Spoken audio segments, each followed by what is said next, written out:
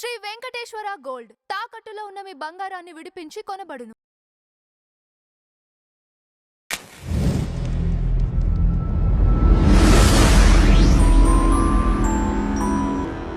మత మార్పిడి గురించి వివేకానందని అందరూ పూజిస్తారు. అన్ని పార్టీల వాళ్ళు వివేకానంద సెలబ్రేట్, ఆయన అన్న మాటలకి చాలా ఉన్నాయి.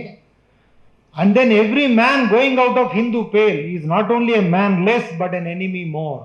అంటే హిందువు నుంచి బయటికి మత మార్పిడి చేసి బయటికి వెళ్ళినవాడు హిందువుల్లో ఒక మనిషి తక్కువైనట్టు కాదు, హిందువులకు ఒక శత్రువు ఒక పెరిగినట్టు అనేది ఆయన ఉద్దేశం. అయితే మీరు దాని ముందు ఇది చెప్పాలి. మతాలు రెండు రకాలండి, చాలామందికి తెలిసి ఉండొచ్చు, కానీ బ్రీఫ్గా చెప్తాను. ఒకటి అబ్రహామిక్ రిలీజియన్స్, ఒకటి నాన్ అబ్రహామిక్ రిలీజియన్స్. అబ్రహామీయ మతాలు అంటే దే ఫాలో, ఇంగ్లీష్లో చెప్పాలంటే ప్రొఫెటిక్ మోనోథియిజం అనేది ఒక సిద్ధాంతం ఉంది. దాని ప్రకారం ఏంటంటే అబ్రహామీయ మతాల్లో మూడు ఉన్నాయి ముఖ్యంగా. ఒకటి యూదు మతం, జుడైజం, ఇజ్రాయెల్. రెండవది క్రిస్టియానిటీ, క్రైస్తవులు. మూడవది ఇస్లాం. ఈ మూడు మతాల సిద్ధాంతాలు ఒకటే దాదాపుగా. అందులో ఏంటంటే ఒకే ఒక దేవుడు అంటాడు, అభ్యంతరం లేదు. ఆ దేవుడికి ఒకే ఒక దూత, మిగిలిన వాళ్ళు దూతలు కాదు, అంటే సోల్ రిప్రజెంటేటివ్. ఆ దేవుడి ఆజ్ఞ ప్రకారము మానవ జాతిని విభజించారు. అందులో ముస్లింలు, కాఫీర్లు, క్రిస్టియన్లు, హీథెన్లు ఇలా ఉన్నారు. అంతవరకు కూడా ఇబ్బంది లేదు. అది ఎందుకంటే ఇబ్బంది ఎక్కడ వస్తుందంటే వాళ్ళు చెప్పేది ఈ దేవుడి ఆజ్ఞ ప్రకారము ఆ మతాన్ని ఫాలో కాని వాళ్ళందరినీ తమ మతంలోకి మార్చాలి అనేది అక్కడ ఇబ్బంది వస్తుంది. అది మారకపోతే నువ్వు ఏమైనా చేయొచ్చు, including going for war, so many other things, మట్టు పెట్టచ్చు. So that means there is an inherent intolerance, అన్యమత అసహనం. అనబ్రహ్మీయ మతాలు అంటే నాన్ అబ్రాహమిక్ రిలీజియన్స్. సపోజ్ మీరు హిందూయిజము, జైనిజము, బుద్ధిజము, సిక్కిజము, పేగనిజము, తర్వాత షింటోయిజము, తావోయిజము, ఇట్లా చాలా ఉన్నాయి. ఇవి న్యాచురల్గా వచ్చినాయి. ఇందులో ఏమంటాయంటే నీ మతం నీది, నా మతం నాది. భగవంతుని చేరడానికి ఎన్నో మార్గాలు ఉంటాయి. ఎవరి శాయశక్తిలో వాళ్ళు అక్కడికి వెళ్తారు.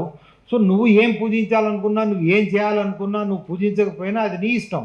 నిన్ను మార్చే హక్కు నాకెవరికి ఉంటుంది? ఎందుకంటే భగవంతుడు మన అందరినీ సృష్టించింది భగవంతుడే కాబట్టి నీ మతం మార్చాల్సిన అవసరం నాకు లేదు, నాకు అలాంటి అది కోరిక కూడా లేదు అని చెప్పే మతాలు అనబ్రహ్మీయ మతాలు.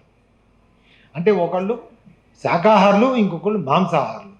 అబ్రహమీయ మతాలు మాంసాహారులు. ఇంకొక జంతువుని చంపి తింటే కానీ వాటికి ఆహారం దొరకదు. శాకాహారులకు ఏంటి, మామూలు ఏదో పండ్లు, ఫలాలు, ఆకులు, అలములు తినేవి. అయితే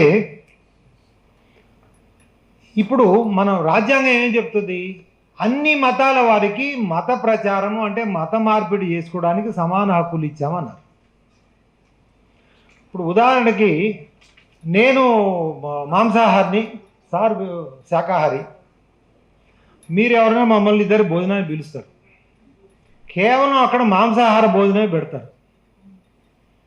అయితే అక్కడ చూస్తే సార్ చూస్తారంటే ఏంటంత మాంసాహారం ఉంది కదా, అయ్యా నేను మాంసాహారం తినను, నాకు ఏదైనా శాకాహారం ఉంటుంది. అదేంటండి, నాకు తెలిసిన భోజనం మీకు పెట్టేశాను, సమానంగా పెట్టాను, మీరు తింటే తినండి లేకపోతే లేదు.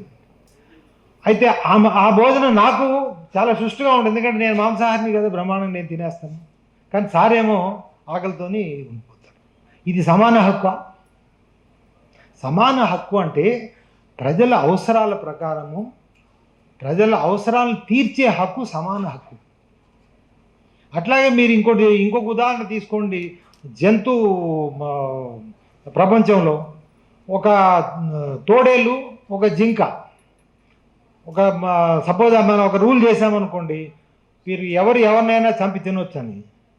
జింకకేమో అసలు చంపడం ఏంటో తెలియదు, చంపినా తినడం ఏంటో తెలియదు ఆ మాంసాన్ని. కానీ తోడేలకు మాత్రం ఇది ఒక లైసెన్స్ జింకను చంపడానికి. ఓ నాకు సమాన అధికారం ఉంది, నిన్ను చంపే సమాన అధికారం ఉంది. ఇప్పుడు హిందువులకి ఈ సమాన అధికారం, మత మార్పిడి సమాన అధికారంలో అసమానత ఉంది. మనకి పైకి కనిపించే సమానత్వంలో అసమానత. ఇప్పుడు క్రైస్తవులు వాళ్ళు మిషనరీలు పెట్టి ఊరూరు తిరిగి ఇల్లు తిరిగి మతం మారని చెప్తున్నారు. మీరు ఎక్కడైనా ఒక హిందువుని చూసారా దేశం మొత్తం మీద ప్రపంచం మొత్తం మీద ఎవరింటికన్నా పోయి మా మతం మారండి అని చెప్పేవాళ్ళు? ఎందుకంటే అసలు మతం మారడం అనేది మనకు ఆ కాన్సెప్టే లేదు, ఆ పద్ధతి ఆ సిద్ధాంతం అది లేనే లేదు మనకి. సో కాబట్టి ఈ మత మార్పిడి హక్కు అనే ముసుగులో క్రైస్తవులకు ముస్లింలకు రాజ్యాంగము హిందువులను మతం మార్చమని ఇచ్చిన లైసెన్స్, ఇది సమాన హక్కు కాదు.